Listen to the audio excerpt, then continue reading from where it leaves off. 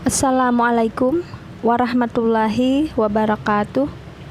A'udzubillahi minasyaitonirrajim. Bismillahirrahmanirrahim. Allahumma urzuqna fahman nabiyyin wa hifdza mursalin wa ilhamal malaikatil muqarrabin birahmatik ya arhamar rahimin. Ya Allah, kurniakanlah kami kekuatan daya fikir seperti daya pikir para nabi, daya ingat seperti daya ingat para rasul, yaitu ketangkasan berfikir dan bergerak seperti dimensi malaikat yang terus mengikat diri dengan ilmu Allah menurut rancangan dan kepastian ilmu Anda, wahai Sang Maha Pembina kehidupan saling kasih sayang. Berjumpa kembali dengan kami di channel Pandai Tirakat, yang mana kesempatan kali ini yaitu pada uraian tirakat yang ke-384, kita akan mencoba mengurai dan membahas Quran surat 21 ayat 46. Walain masathum nafhatun min azabir rabbik la yaquluna ya wailana inna kunna zalimin. Sama seperti biasa, sebelum kita mengurai kalimat dari ayat ini, kita akan klasifikasikan terlebih dahulu setiap bentuk kata yang ada pada ayat ini. Yang pertama kita lihat adalah huruf wa. Wa ini kita lambangkan L karena ini adalah lain-lain bentuk kata, yaitu huruf ataf. Kemudian bentuk kata yang kedua ini adalah lain. Lain juga ini adalah lain-lain bentuk kata, kita lambangkan L. Yaitu lain ini adalah salah satu dari huruf syarat, yang mana fungsi dari huruf syarat pada kalimat syarat ini kadang mensukunkan kata kerja lagi, kadang juga tidak. Nah, maka untuk macam-macam huruf syarat nanti kita rumuskan, itu apat, ipat, lati, mati. Apat berarti di sini a-nya 4, yaitu amma, ayu, ayyuma, dan ainama. Kemudian untuk yang ipat, i-nya 4, iza, ila, imma, dan in. Kemudian lati, la-nya 3, yaitu lama. Kemudian lain yang kita bahas di sini.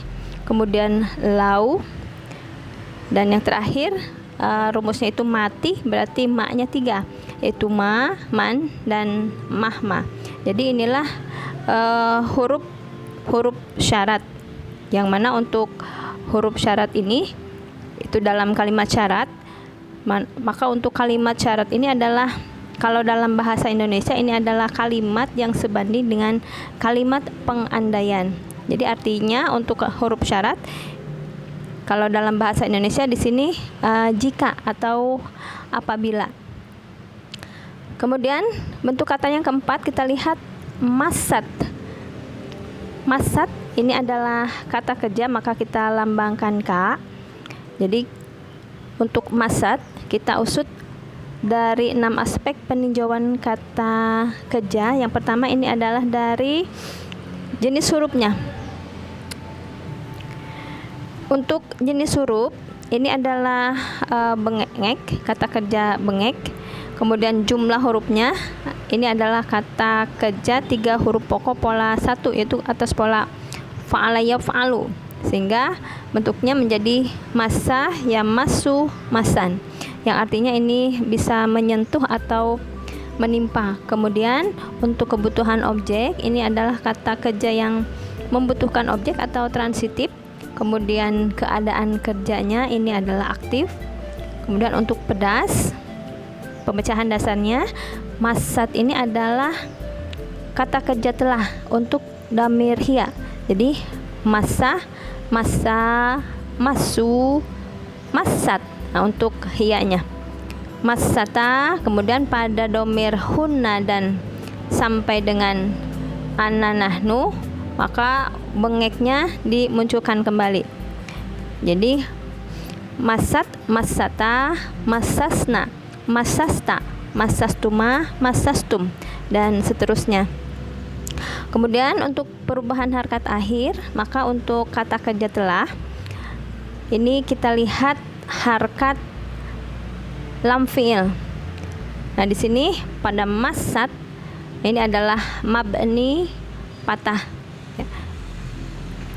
Kemudian kita lihat bentuk kata yang keempat, ini adalah hum. Hum ini adalah KPNO, ya, dalam keadaan nasab atau fatah. Selanjutnya kita lihat bentuk kata nafhatun. Nafhatun di sini adalah kata benda jadian untuk akar kata dari kata kerja nafaha yanfahu nafhan. Jadi di sini nafhan ini adalah masdar. Selanjutnya dilihat dari golongan, ini adalah golongan perempuan, itu dengan cirinya ta, ya. Kemudian dilihat dari jumlah, ini tunggal, dan perubahan harkat akhirnya ini menjadi dalam keadaan rafa. Jadi nafhun untuk laki-lakinya, nafhani, nafhuna. Untuk perempuan, nafhatun, nafhatani, nafhatun. Yang artinya di sini adalah hembusan, karena nafahayan fahu ini berhembus atau meniup, sehingga untuk masdar artinya menjadi hembusan atau tiupan. Kemudian kita lihat bentuk kata min. Min ini adalah huruf jar, yang mana huruf jar ini adalah kata depan dari satu kata benda. Artinya ini min ini sama dengan dari. Selanjutnya kita lihat azabirabbika.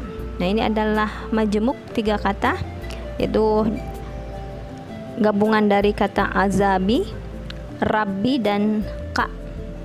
Nah, untuk azabi ini adalah kata benda asli, nama sesuatu, ya, azabun. Ini golongan laki-laki tunggal. Kemudian perubahan harkat akhirnya ini adalah dalam keadaan kasrah, karena ini sebelumnya didahului oleh huruf jar, sehingga harkatnya menjadi kasrah.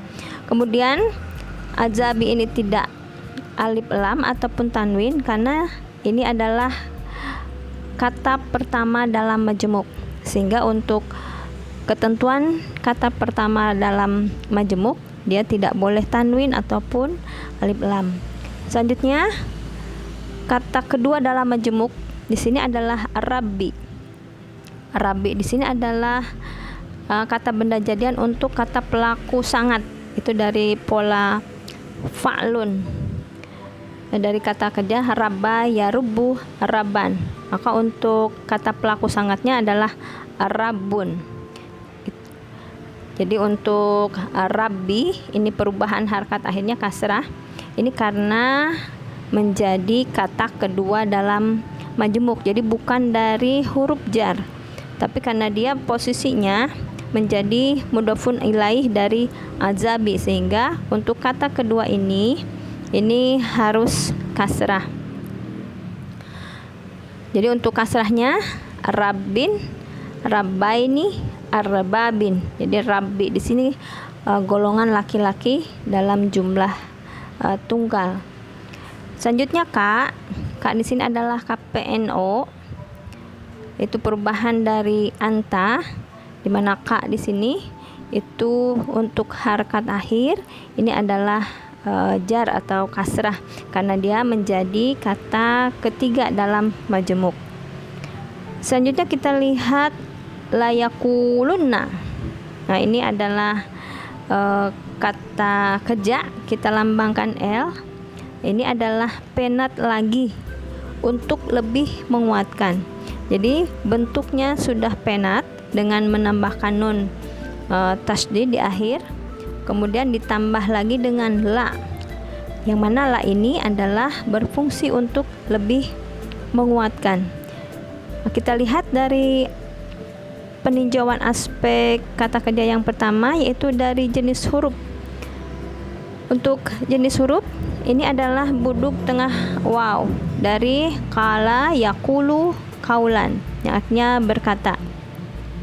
Kemudian untuk jumlah hurufnya ini adalah 3 huruf pokok pola 2, ya. Kemudian keadaan kerja aktif, kebutuhan objeknya di sini adalah kata kerja transitif. Jadi untuk penat lagi, untuk lebih menguatkan, ya, petanya menjadi layakulanna untuk huwa. layakulani, layakulunna. Nah, di situ terlihat pada harakat lam ini adalah domah. Itu menunjukkan ciri dari jamak. Jadi di sini domirnya adalah damir hum. Sungguh pasti mereka akan berkata. Selanjutnya bentuk kata ya wailana. Nah, di sini untuk ya wailana ini adalah huruf nida beserta mudadanya. Maka di sini ya itu L ya, lain-lain bentuk kata itu termasuk kepada harfun nida atau kata seru.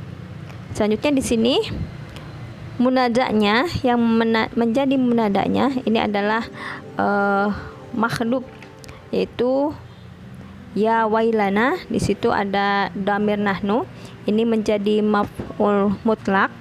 Kemudian bentuk kata wailun. Wailun di sini ini adalah adat taubik ya, adatut taubik, itu huruf untuk menyatakan mencela, sehingga ya wailana di sini adalah aduhai, celakalah kita. Selanjutnya untuk kita lihat bentuk kata inna. Nah, inna di sini ini adalah dua bentuk kata, yaitu yang terdiri dari inna dan KPNS nahnu, yaitu na, yang berubah asalnya nahnu menjadi na, karena ini na di sini adalah nahnu dalam keadaan fathah karena fungsi dari huruf inna. Inna seperti biasa dan kawan-kawannya ini adalah fungsinya itu adalah memfathahkan pokok dan mendamahkan keterangan. Kemudian inna di sini adalah jenis huruf ta'kid, yaitu yang menguatkan ya.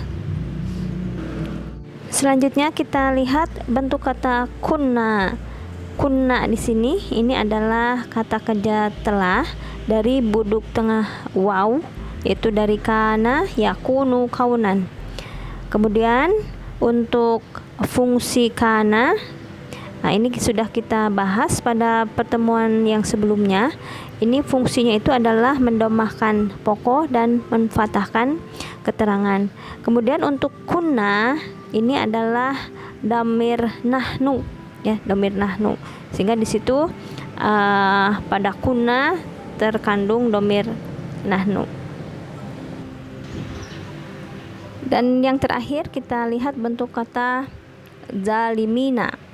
Ini zalimina ini adalah pelaku biasa ya, itu dari zalama yad'alimu zulman, zalimun. Jadi untuk kata zalimina ini adalah golongan laki-laki, jumlahnya itu jamak. Kemudian untuk perubahan harakat akhirnya ini adalah dalam keadaan nasab atau fathah, karena zalimina ini menjadi keterangan dari kana, maka ini keadaan harakat akhirnya adalah fathah atau nasab. Demikianlah sahabat sekalian untuk klasifikasi setiap bentuk kata yang ada pada ayat ini. Selanjutnya kita coba untuk mengurai kalimat dari ayat ini. Sebelumnya kita bagi terlebih dahulu ayat ini ke dalam terdiri dari dua anak kalimat. Yang pertama adalah walain masathum nafhatun min azabi rabbik. Kemudian anak kalimat yang kedua itu dari layakulunna ya wailana inna kunna zalimin. Yang pertama ini kita lihat walain masathum nafhatun min azabi rabbik. Ini adalah kalimat kata kerja karena ini diawali oleh fiil. Maka untuk kalimat kata kerja pertama kita tentukan subjek ya. Untuk menentukan subjek Maka setelah kata keja, kita cari bentuk kata benda rafa yang jatuh setelahnya. Nah, di sini kata benda rafa setelah kata keja masat ini adalah nafhatun. Itu terlihat harkat rafanya. Maka nafhatun ini menjadi subjek, kemudian masat ini predikat. Jadi untuk subjek dengan predikat ini sebanding dalam hal golongan, ya. Jadi nafhatun golongan perempuan, kemudian masat juga ini adalah domirnya adalah hiya, perempuan, ya. Kemudian tadi masat ini menjadi predikat atau keterangan kerja. Selanjutnya hum ini menjadi objek, dan min azabir rabbik ini adalah keterangan asal usul. Selanjutnya nafhatun min azabir rabbik subjek dengan keterangan asal usul ini menjadi pokok kalimat. Kemudian dari walain masathum, ya, ini hum objek, kemudian masat predikat, ini menjadi keterangan kalimat. Nah, kemudian dari walain masathum nafhatun min azabi rabbik ini menjadi pokarat atau pokok kalimat syarat. Selanjutnya anak kalimat yang kedua, la yaqulunna ya wailana inna kunna zalimin. Nah, di sini pada la yaqulunna ini hum, ya. Maka hum ini menjadi subjek, kemudian la yaqulunna ini menjadi predikat atau keterangan kerja. Selanjutnya isi omongan di sini ya wailana inna kunna zalimin. Kita lihat di sini kunna zalimin. Nah, di sini adalah kalimat kana, yang mana kalimat kana di sini nanti ada pokok kana dan keterangan kana. Pokok kana itu harus damah, dan keterangan kana ini fathah.